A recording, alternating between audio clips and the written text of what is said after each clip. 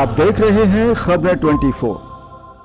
फिरोजाबाद के शुकुआबाद पहुंचे समाजवादी पार्टी के राष्ट्रीय अध्यक्ष अखिलेश यादव ने मैनपुरी के विधायक राजू यादव के गांव नोकटा में कथा कार्यक्रम में भाग लिया। उसके बाद अखिलेश यादव शुकुआबाद पहुंचे सिरसागंज के विधायक सर्वेश यादव के आवास पर, जहां उनके पिताजी के त्रयोदशी कार्यक्रम में शामिल हुए। अखिलेश यादव के साथ प्रोफेसर रामगोपाल यादव और तेज प्रताप यादव भी साथ में मौजूद रहे। मीडिया से खास बातचीत में अखिलेश यादव ने भारतीय जनता पार्टी पर जमकर निशाना साधा। उन्होंने कहा कि अंबेडकर ने हमें संविधान दिया है, ये हम लोगों की रक्षा करता है, समानता का अधिकार देता है। भाजपा के लोग जानबूझकर अपमानित करने का काम करते हैं। इसके लिए एक नेता को नहीं, पूरी भाजपा को माफी मांगनी चाहिए। ये लोग कभी बाबा साहब का सम्मान नहीं कर सकते। हम लोगों के बीच जाएंगे, महिला, नौजवानों, किसानों से अपील करेंगे कि भाजपा को हराओ। अखिलेश यादव ने कहा कि कल युग की शुरुआत गुजरात से हुई थी। यह धर्म युद्ध है, इसमें धर्म और अधर्म की लड़ाई है। सदन में जो हुआ उसको लेकर बीजेपी राजनीति कर रही है। सदन की बात एफआईआर तक पहुंच गई।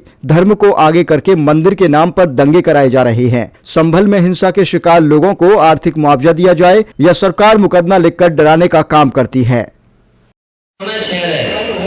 यहाँ अगर खोद दो तो न जाने क्या मिले। कई ऐसे भाजपा के नेता हैं, उनके घर खुद जाए तो न जाने क्या मिलेगा उसके अंदर। भाजपा के नेताओं के भी घर खुद जाए तो न जाने क्या मिलेगा उसके अंदर। हमारा आपका घर खुद जाए, पता नहीं क्या मिलेगा। ये धरती कब से है? मान लो हम भगवान श्री कृष्ण को याद कर रहे हैं तो 5000 साल हुए भी, 5000 साल ही हुए क्या स्वामी जी? कितने साल हो गए? 5000 साल की तो हम इतिहास जानते हैं। ये धरती 1 लाख साल से और मनुष्य कब से आ रहे हैं, कब से जा रहे हैं। तो कहीं खोद दो कि क्या ना मिल जाए वहां पर।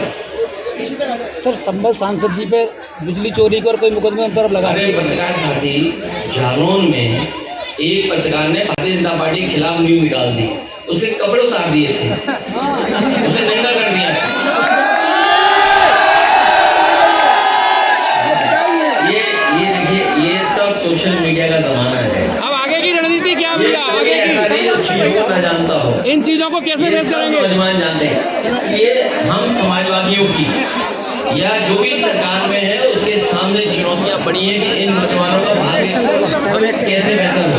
एक मेरा क्वेश्चन है, अभी आपने एक मंच से बात की थी, भगवान श्री कृष्ण ने गुजरात में प्राण त्यागे थे और कल ये गुजरात से शुरू हुआ। क्या आप ये मान रहे हैं कि ये मोदी जी की तरफ है, योगी जी की तरफ है, अमित शाह? जो इतिहास है, जो पौराणिक कथाएं हैं या जो सच्चाई, उसको हम और आप टाल नहीं सकते।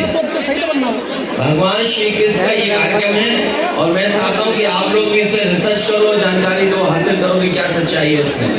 क्योंकि जब भगवान श्री कृष्ण ने जिस समय प्राण छोड़े, उसी समय से मान्यता है कि कलयुग शुरू हो गया। और वो स्थान जहाँ पे भगवान श्री कृष्ण ने प्राण छोड़े वो गुजरात में है, सोमनाथ के बगल में है।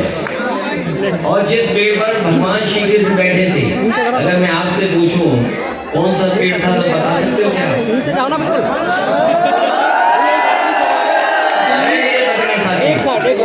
ये दिल्ली से इसको व्हाट्सएप में सवाल आ रहे हैं।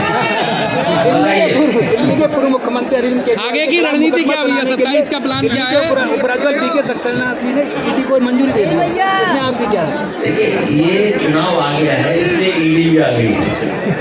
चुनाव आते ईडी, इनकम टैक्स आ जाती, चुनाव आते CBI आ जाती। ये कौन सी नई बात है? सब जानते हैं बात। सर, समाजवादियों की अब क्या रणनीति? हमारी रणनीति ये है कि नौजवानों का साथ लें, किसानों को जागरूक करें, माता बहनों को भविष्य में हम लोग सम्मान देंगे।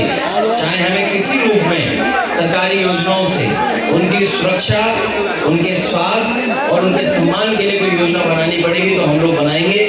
पूर्व में भी हम लोगों ने अच्छी योजनाएं बनाई थी जो आज भी जनता को दिखाई दे रही हैं। चाहे वो एम्बुलेंस हो, चाहे पुलिस को गाड़ी हो, चाहे वो लैपटॉप हो, और चाहे बड़ी बड़ी सड़कें बनाई हो, चाहे बिजली का इंतजाम किया और नहरों का पानी फ्री किया हो, सब याद है। अंतिम सवाल, अंग्रेजों से लड़े थे भगत सिंह चंद्रशेखर, अंग्रेजों से लड़े थे भगत सिंह चंद्रशेखर, लोहिया जी लड़े इंदिरा जी के इमरजेंसी से। अब इस वक्त पे आप लोग कैसे देखेंगे? लोहिया जी लड़े थे इमरजेंसी में, अंग्रेजों के जमाने में चंद्रशेखर और भगत सिंह जी हुए। अब इस जमाने में आप इस लड़ाई को कैसे? नहीं, ये लड़ाई लगातार चलती रहेगी क्योंकि भारतीय जनता पार्टी ने बहुत बड़े पैमाने पर नुकसान किया है। ये बातें तो बड़ी बड़ी करते हैं। कल भी अगर हमने आपने सुना होगा कुवैत का भाषण प्रधानमंत्री जी का कुवैत का भाषण सुना होगा कि न जाने कितनी बड़ी चीजें बता रहे हैं, लेकिन जमीन पर कहाँ है? कुछ नहीं है। जमीन पर क्या है? अगर दो लोग सक्सेसफुल हो जाएं तो वो देश के लिए कितना फ्रूटफुल साबित होंगे। हमें बड़े पैमाने पे नौजवानों को नौकरी रोजगार देना है। हमें वो इंतजाम करने हैं जिससे बड़े पैमाने पे नौजवानों का रोजगार मिले, नौकरी मिले।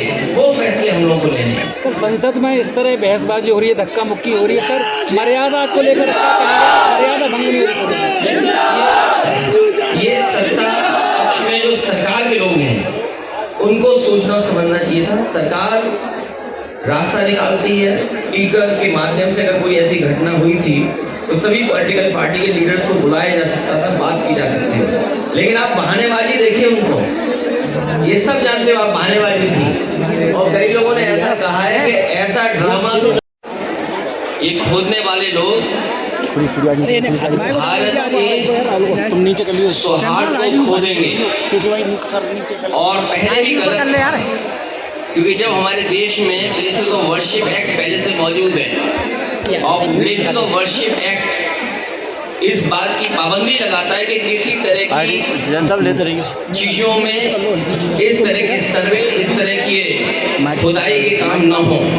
लेकिन भारतीय जनता पार्टी जानबूझ करके इन मसलों को इसलिए उठा रही है क्योंकि किसान के सवाल पर वो बात नहीं करना चाहते। भारतीय जनता पार्टी से किसान ये पूछेगा ऊपर नहीं कि आपने तो किसान की आय दोगुनी की बात की थी, लेकिन किसान आज भी तकलीफ और परेशानी में है। जिस समय उसे डीएपी चाहिए था, डीएपी उपलब्ध नहीं था, खाद उपलब्ध नहीं थी, जो बीजों की कीमत बढ़ी है, कीटनाशक दवाइयों की कीमत बढ़ी है, और बिजली का बिल लगातार बढ़ता चला है। जो सिंचाई से लेकर के तमाम इंतजाम थे वो सरकार करने में नाकाम रही है। और अगर फसल तैयार भी किसान कर रहा है तो उसको कीमत कहाँ मिलेगी, उसके लिए कोई इंतजाम सरकार नहीं। और जितने बड़े पैमाने पे बेरोजगारी बढ़ती चली जा रही है, 10 साल हो गए उनको दिल्ली में, उत्तर प्रदेश में भी 7 साल की सरकार हो गई। अगर हम 17 साल का हिसाब किताब लगाएं, इस सरकार ने बेरोजगारी बढ़ाई है, न नौकरी है न रोजगार है। तो इन तमाम सवालों से ध्यान हटाने के लिए जानबूझ करके सरकार इस तरह की खुदाई के कार्यक्रम कर रही है। और आज अगर भारतीय जनता पार्टी के अंडरग्राउंड जो पॉलिसी बनाते हैं, ये पाइपलाइन जो अंडरग्राउंड पड़ती है, उसी तरह भारतीय जनता पार्टी की विचारधारा अंडरग्राउंड अंदर ही अंदर काम करती है। ये बात पहले भी कहनी चाहिए थी। लोगों की जान चली गई, लोगों के घरों में छापे पड़ रहे हैं, बिजली के नाम पर 2-3 हज़ार लोगों के यहाँ FIR दर्ज हो गई। अगर ये बात गलत थी भारतीय जनता पार्टी की तो जान तो वापस नहीं ला सकते। उन्हें मुआवजा देना चाहिए उन गरीब परिवारों को, और जितने भी झूठे मुकदमे लगे हैं, चाहे वो सांसद पे हो चाहे किसी को, सब वापस देना चाहिए। सांसद के खिलाफ करोड़ों की रिकवरी जारी की गई है। देखिए, बाबा साहब भीमराव अम्बेडकर जी ने हमें संविधान दिया है और लोकतंत्र में ये हमारे लिए रक्षा कवच का काम करता है। संविधान हमारे लिए, आपके लिए ये संविधान रक्षा करता है, हमें आपको सम्मान दिलाता है। और जानबूझ करके भारतीय जनता पार्टी अपमानित करना चाहती है। ये तमाम वो लोग हैं जिन्होंने कभी सम्मान नहीं किया संविधान का, लोकतंत्र का और बाबा साहब भीमराव अम्बेडकर। जो बीजेपी के लोग, केवल एक नहीं, बीजेपी के सभी लोगों को माफी मांगनी चाहिए। सर, अब समाजवादी पार्टी आखिर कहां तक जाएगी? समाजवादी पार्टी जनता के बीच जाएगी, इन किसान भाइयों से, नौजवानों से अपील करेगी, माता बहनों से कि भारतीय जनता पार्टी लोगों को हराओ। राहुल गांधी की FIR पे क्या कहें? राहुल गांधी की FIR पे क्या? राहुल गांधी जी को नोटिस, राहुल गांधी की FIR पे देखिए, भारतीय जनता पार्टी जानबूझ करके ऐसी बहस छेड़ना चाहती है देश में जिससे उसे लाभ मिले। वो लोकसभा परिसर की घटना है। कई बार लोकसभा परिसर में ऐसी घटनाएं हुई हैं जिसमें FIR दर्ज नहीं हुई। आपको याद होगा, लोकसभा में देश के बहुत बड़े नेता भारतीय जनता पार्टी के अडवाणी जी, वो 1 करोड़ रुपए लेकर के आए थे और उन्होंने टेबल पर रख दिया था लोकसभा में। क्या उस समय एफआईआर दर्ज हुई किसी पे? एक जेपीसी बन गई थी और जेपीसी के माध्यम से उस पर चर्चा कर करके जो कार्रवाई करनी थी वो विधान लोकसभा के अंदर हुई। लेकिन ये जानबूझ करके भारतीय जनता पार्टी लोगों को डराना चाहती है। एफआईआर से, झूठे मुकदमों से कोई डरने वाला नहीं है। भैया, समाजवादी पार्टी के 12 मंत्री ने उन्होंने कहा बीजेपी आतंकवादी है, यादव ने कहा कि भारतीय जनता पार्टी आतंकवादी संगठन है। सर, हो सकता है उन्होंने ज्यादा कह दिया हो, उन्हें ये लगा हो जो नफरत फैलाने वाला दल है। आप नफरत फैलाने वाले दल को क्या कहेंगे?